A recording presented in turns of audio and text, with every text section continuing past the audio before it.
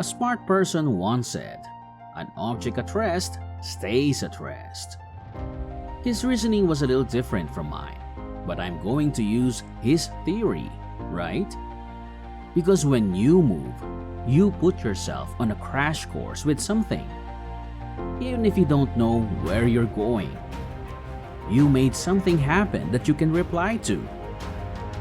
Some people call it fate, and others call it destiny.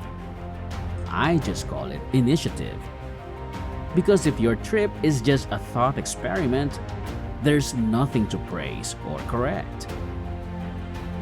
Once a ship leaves the bay, its sails can be changed, right? It can learn from its surroundings and change them to get where it needs to go. It learns and changes as it goes. But it thinks from the bay. It goes into detail about a road that might be straighter, faster, and better planned than the crazy sailors who set sail for the sky. But in fact, it doesn't go anywhere. It stays the same in the real world. I could be wrong, but I'd argue that we want our results in the real world 10 times out of 10. Oh, and my evidence? Well, I started with insurance and then moved on to music, songs, audio production, video production, and creative writing. Then I found a sweet spot that kind of brought everything together. The place that didn't arrive in my inbox with a specific address. A place where I had to fail a lot, learn lessons, and deal with sadness. But man, it was so much fun. My proof is that I'm sitting down right now and using my fingers to build the bridge from nothing to something valuable. Also, I've been sitting here for hours looking at a blank screen and wondering, could I be wrong? Could I go wrong? Could I miss the mark by a long shot? Yes, it does happen more often than I want to admit. But here's the good news. Even if I'm wrong, I now have something to work with. Something new has come into being. So I'm definitely farther along than I was before. And I've heard over and over again that the first, best time to go is when you just have to. And the idea makes sense, I guess. There's no way to not get it. But it's one of those things that doesn't mean anything until you feel it. How can someone miss something they've never had?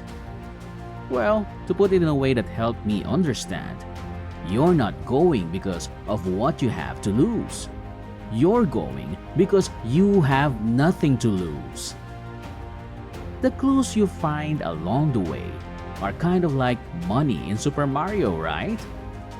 You have to start getting puzzle parts that you can then put together. I really think that human freedom and self-belief are two of the most fundamental concepts we need to keep in mind as we move forward. I say this since I feel like I'm seeing it get away from me. In some situations, we truly lack the knowledge or awareness that we have the power to change our lives. No one, no group, and no letter in the mail will give your idea the go-ahead. In fact, you might not even know what your idea signifies or how it will look. And that's not only okay, it's really cool. You get to chip away at the stone to make something. You can see that life isn't the perfect carrying out of a plan. Life is having the guts to go into a world that no one really understands or knows anything about. I'm not talking about the laws of physics, biology, or quantum theory. I'm talking about how these fields of the study show up in real life. Right, there is no perfect way to be happy. But one thing that will always be true is that standing still or not moving is the opposite of growth. Progress means happiness, and there is a lot of evidence to back up this idea. Want to move in a certain direction? So that is what this is all about. Here's to not being afraid of what we don't know, Because what we need most is probably somewhere in the area of what we don't know. So yes, stop waiting for the right time to start and just start. Not because it's a last chance offer.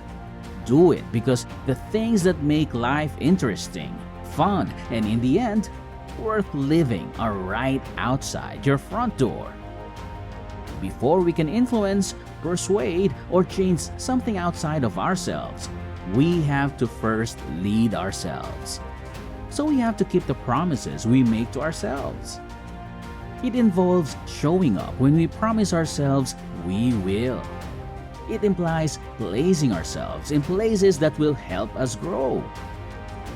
Wayne Dyer has an old analogy about an orange in which he says that it is unimportant what you do to an orange. No matter how hard you clench it, how many you have, how you try to move it, it won't work. Only orange juice can come out of an orange. Grapefruit juice is not going to come out. And in the same way, we can't give or share what we don't have inside of us. We can't expect our lives to be anything other than the sum of the small steps and choices we make every day. The outside world comes from the inside world, and we can't see the inside world until we learn to have firm control over ourselves and our lives. There are many ways to break this down. Discipline equals freedom, says Hugh Charcoal Willing. John Maxwell talks about a lid on leadership, which means that the level of success can never be higher than the level of leadership. And yes, it works for teams, but it also works for leading yourself. Are you looking for and committing to the little hinges in your life that, as W. Clement Stone says, open big doors? Does that really make a difference? Do you take the blame for your mistakes the way leaders do? Are you getting to know yourself better?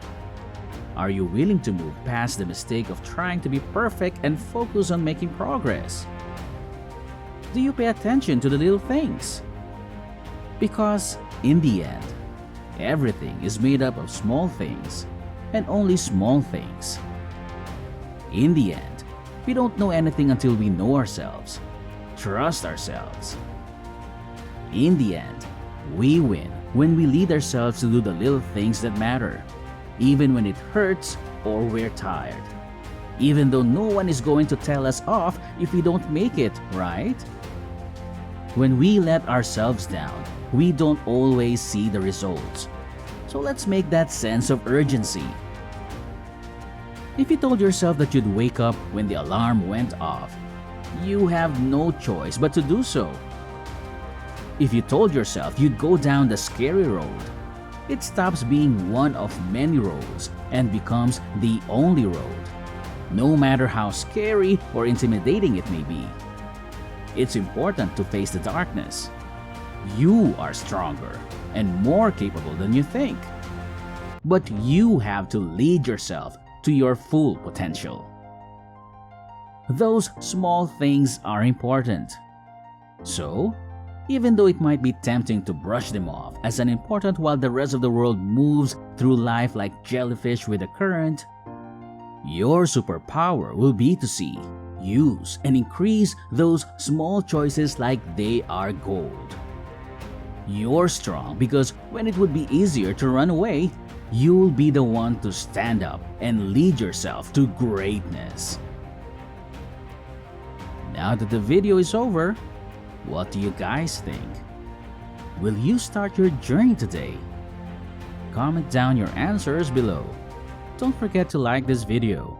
And since you're already here, you might as well subscribe to our channel and click on the notification bell so you don't miss out on great new videos. Thank you for watching.